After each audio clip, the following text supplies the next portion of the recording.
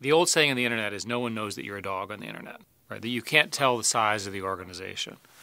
And so all of a sudden the internet levels playing fields in many, many ways: distribution, branding, money, access, prejudice, those sorts of things. It has a lot of other implications, however, for the way corporations have to operate. They can't be as controlling. They have to let information out. They have to listen to their customers because their customers are talking to them. And if they don't, then their competitor will. So there's a long list of reasons why a more porous company, if you will, a leakier company, or hopefully a better term is a more transparent company, is a better organization. There are many business models which are predicated upon control. My favorite example is television or movie distribution windows. Well, I want to watch the movie whenever I want on whatever medium I want, but the whole economic structure of movies up until recently was organized around distribution in this format at this price and then wait a while. And in the new world, people won't wait. A good example is the recent story about delaying the Harry Potter movie, where the fans, and they're called fans because fans is a derivative of the word fanatic. The fans are so fanatical that they're demonstrating and they're writing letters and they're calling people on their private cell phone numbers and so forth to overturn this.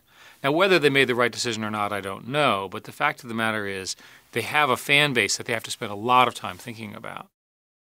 There's a lot of evidence that groups make better decisions than individuals, especially when the groups are selected to be among the smartest and most interesting people. A simple summary, and this is the sort of wisdom of crowds argument, is that you can operate a company by consensus, which is indeed how Google operates, but you have to have two things. You have to have somebody who enforces a deadline.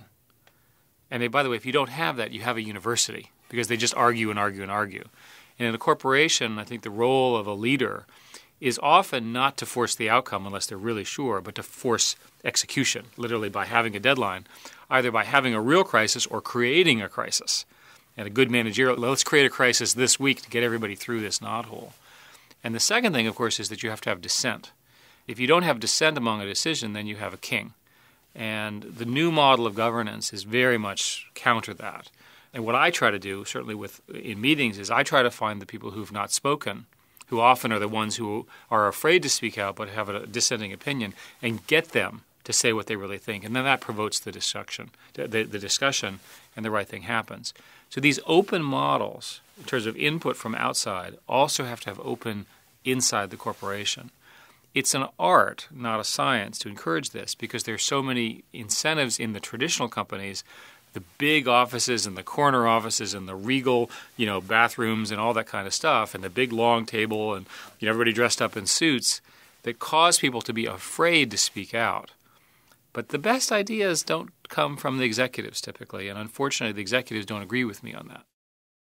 It depends on where you are in the hierarchy. So bloggers, for example, can't sleep because it's so competitive that if they go to sleep and a story breaks and all the clicks from their blog go to the other, so by the way, they all end up sort of disasters on a human scale because they can't deal with the fact that they can't even sleep. It's such a tense environment. So there's a spectrum in between. And you have to think about, as an executive, where you are in that spectrum, both personally and as an organization. It's probably the case that for senior-level executives, balance is no longer possible.